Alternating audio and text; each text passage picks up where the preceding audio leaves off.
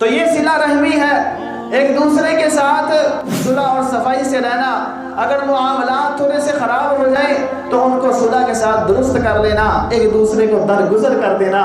اللہ رب العزت نے قرآن مجید میں فرمایا وَأَن تَعْفُوا أَقْرَبُ لِلتَّقْوَىٰ، اور یہ کہ تم ایک دوسرے کو معاف کر دو، ایک دوسرے سے صلح کر لو، ایک دوسرے سے درگزر کر دو۔ أَقْرَبُ لِلتَّقْوَىٰ، اگر تم یہ تقوی کے زیادہ قریب بات ہے، تم ایک دوسرے کو معاف کر دو، ایک دوسرے سے صلح۔ ایک آدمی کے ساتھ کسی نے زیادتی کی، اس نے اس کا بدلہ لے لیا، لیکن ایک دوسرا آدمی ہے وہ بدلہ نہیں لیتا اور وہ معاف کر دیتا ہے، اگرچہ بدلہ لینے والا بھی گناہ گار نہیں۔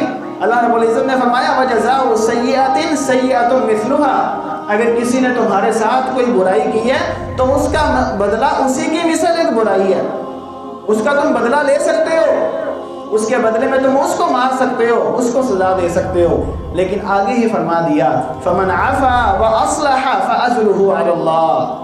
ہاں بدلہ لینے والا اپنا بدلہ لے سکتا ہے، لیکن جو آدمی معاف کر دیتا ہے، درگزر کر دیتا ہے، اس سے صلح کر لیتا ہے، اللہ رب العزت کی رضا کے لیے اس کو معاف کر دیتا ہے، فَأَجْرُهُ عَلَى اللَّهِ، تو یہ ایسا بندہ ہے کہ اس کا اجر تو پھر اللہ رب العزت کے ذمہ ہے۔ سب سے عظیم گھونٹ اللہ رب العزت کے ہاں کون سا ہے؟ سب سے بہترین عمل وہ کون سا ہے؟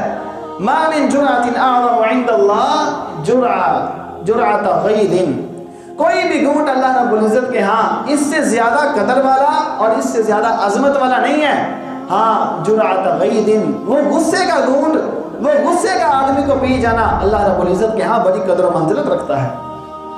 جب آدمی کسی کو معاف کرتا ہے ابتغاء وجہ اللہ، اللہ رب العزت کی رضا چاہنے کے لیے، جب بندہ اللہ رب العزت کی خالص رضا کے لیے اپنے مسلمان بھائی کو معاف کر دیتا ہے تو یہ غصے کا پی جانے والا گھونٹ اللہ رب العزت کے ہاں بہت اجر اللہ، اس بندے کا اجر اللہ رب العزت پھر اس کو عطا کریں گے۔